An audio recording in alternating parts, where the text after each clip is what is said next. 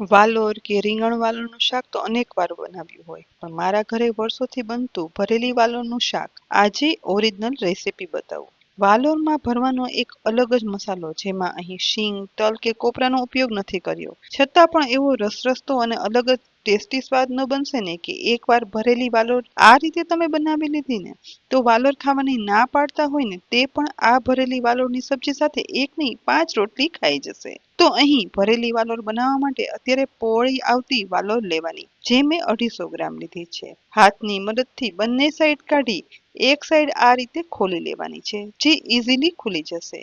અંદર જે કૂણા બીજ હોય ને કે લાલ બીજ હોય તે એમ જ રાખવાના, તેમાં જો સડેલો ભાગ હોય તો અલગ કરી લેવાનો. બસ આ રીતે એક બાજુ હવે આ ખોલેલી વાલોર છે ને તે રાખી દેવાની. અહીં મેં ધીમે ધીમે કરી બધી વાલોર ફોલી લીધી છે અને એક ડીશમાં ગોઠવી દીધી છે.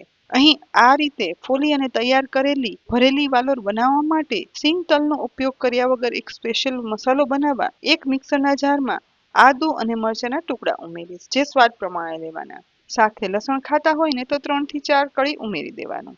જારનું ઢાંકણ ઢાંકી અને પીસી લીધા પછી આદુ, મરચાં અને લસણની જે પેસ્ટ બની ગઈ છે ને તેને એક ઊંડી ડીશમાં કાઢી લેવાની. અહીં મેં નાની સાઈઝના 2 બટેકા છે ને તેની છાલ કાઢી અને રાખી હતી. આ કાચા બટેકા છે, તો મીડિયમ સાઈઝની ખમણી લઈ આ રીતે બટેટાને એકદમ મીડિયમ ઝીણું ખમણ કરી અને સીધું આદુ, મરચાં અને લસણની પેસ્ટમાં જ ઉમેરી દેવાનું છે.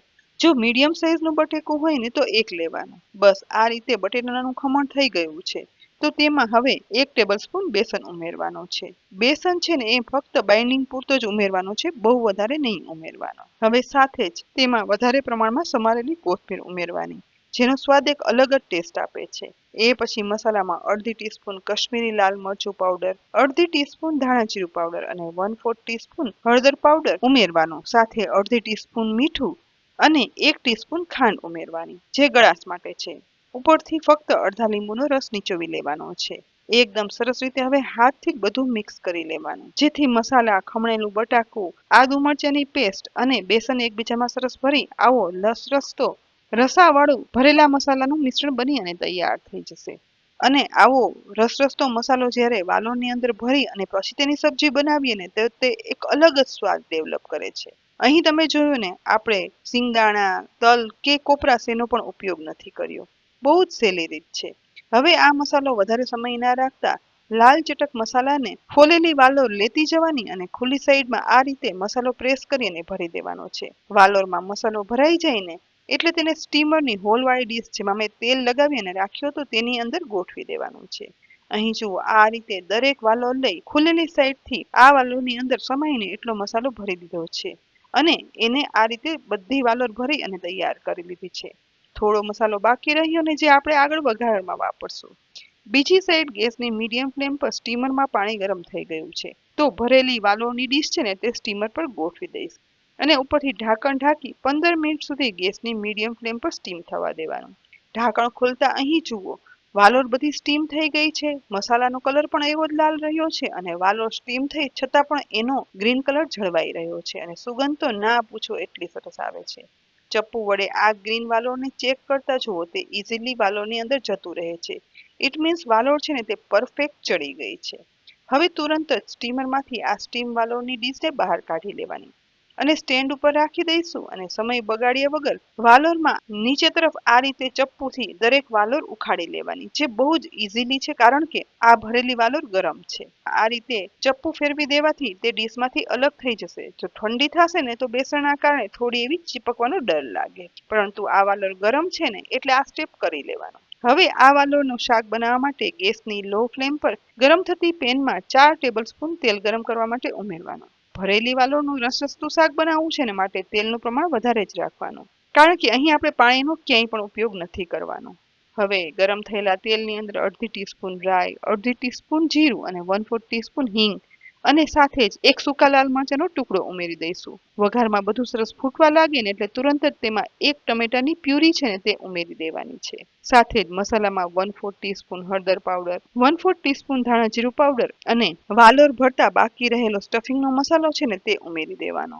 સાથે જ આ ગ્રેવી પૂરતું જ મીઠું ઉમેરવાનું અને સહેજ એવું કાશ્મીરી લાલ મરચું પાવડર ઉમેરશું અહીં વધારે મસાલા નહીં ઉમેરવાના, કારણ કે બધા મસાલા આપણે ભરવાનો મસાલો બનાવ્યો ને તેમાં ઉમેરેલા છે. હવે ચમચી વડે જ આ બધું એકદમ સરસ રીતે ગેસની મીડિયમ ટુ લો ફ્લેમ પર ચલાવી અને મિક્સ કરવાનું છે.